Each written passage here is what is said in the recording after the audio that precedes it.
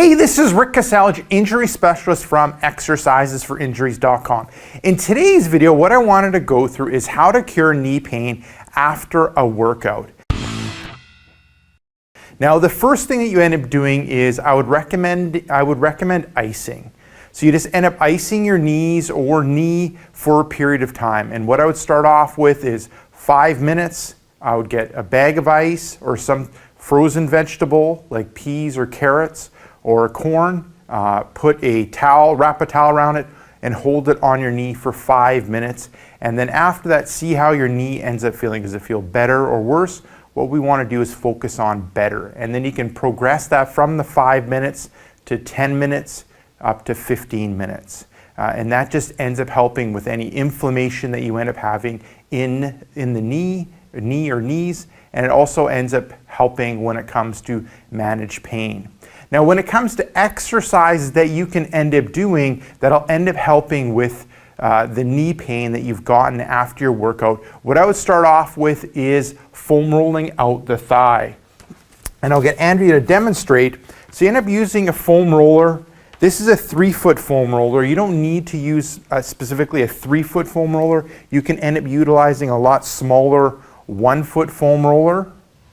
And then what you're doing is foam rolling out the thigh. So you're just starting at just above the knee, then you're rolling up the belly of the thigh, you're going up to just below the hip joint, and this rolling back and forth.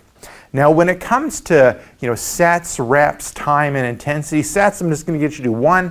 Repetitions I'll end up getting you to do 5. So up and down that thigh ends up being 1, so you'd end up doing that 5 times. When it comes to time, you're going smooth, controlled movement. And then when it relates to intensity, you want to feel like you're having a massage, that quad muscles being loosened up and massaged. So you're not looking at too light, but then also you're not looking for screaming pain when doing the foam rolling. Now the second one that you're going to end up doing ends up being foam rolling out the IT band. So this one ends up being a little bit more challenging to get into, but Andrea ends up having it. You end up that back leg, you're trying to keep it straight, and the front leg, you're over top. Good. And you're rolling from that hip area, just below that hip, all the way down to just above the knee.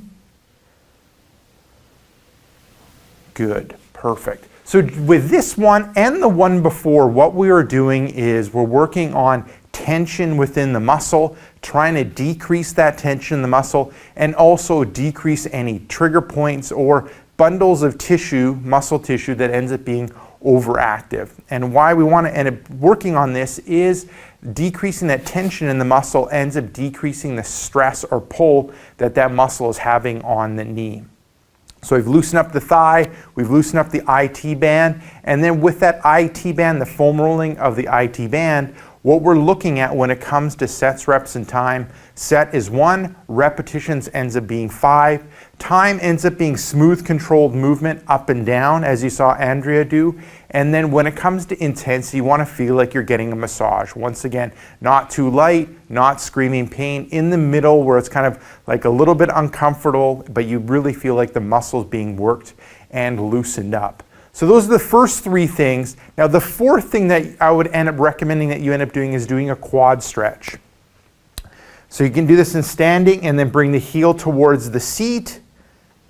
And then to add intensity, you can end up bringing that thigh back. Good. Sorry.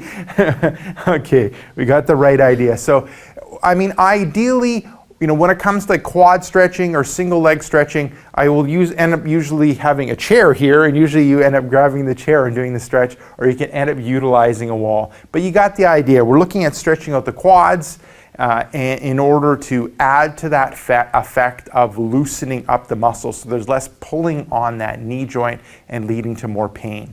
Now, when it comes to sets, reps, and time, you can do 1 set, repetitions 2, so alternating back and forth. When it comes to time, 20-second hold, and then the intensity ends up being light. So I'm not looking for a strong stretch, just a light stretch, and just alternate back and forth.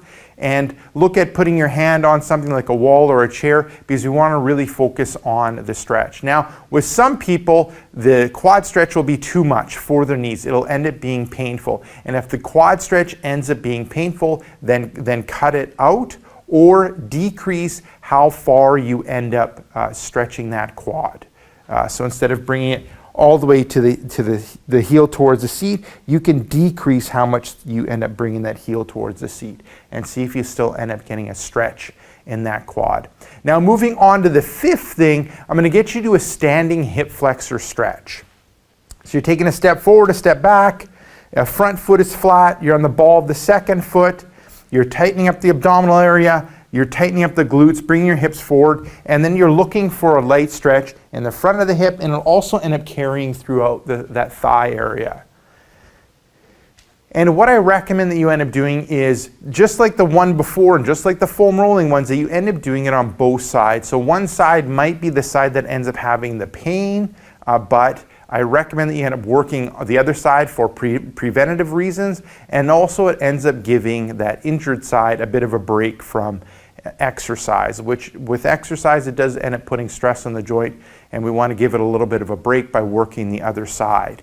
Now, with that standing hip flexor stretch, sets, reps, time, and intensity. Sets, we're doing 1, repetitions 2, so on each side alternating back and forth. Time, we're looking for a stretch for 20 seconds, and then intensity, we're looking for a light stretch. And then lastly, the sixth thing is looking at, when you end up having knee pain, you want to look and see what things you're doing throughout the day, in the morning, throughout the day, work, and in the evening, that's putting unnecessary stress on the knee. Examples would be standing unnecessarily. So standing for long periods of time will put unnecessary stress on your knees. If you've injured your knees, you want to do your best to rest or sit down in order to decrease the stress on the knees. Now, that being said, if you end up sitting and your knees are bent, either you're having your feet underneath your seat, so the knee is bent, or you end up having a low chair or low couch you're sitting on and the knee's really bent, that puts unnecessary stress. So you want to sit with the legs straight ideally, and that puts the least amount of stress on the knee joint. So there you go. Give those 6 things a go when it relates to how to cure knee pain after a workout. Now, if you want some of my other tips and tricks when it relates to knee pain, then what I recommend you do is click right here. I have a brand new free report called 5 Tricks That Fight Knee Pain and Tightness. Just click right here, let me know where to send that brand new free report, and I'll send you that brand new free report right away. Now, if you're watching this on a mobile device, tablet, smartphone, head down below in the description and click the first link, which will end up being exercisesforinjuries.com/knees. Let me know where to send that report, and I'll send you that report right away. Now, if you have a question or comment for me, you can leave it down below in the comment section. And then lastly, hit subscribe in order to get future pain relieving videos.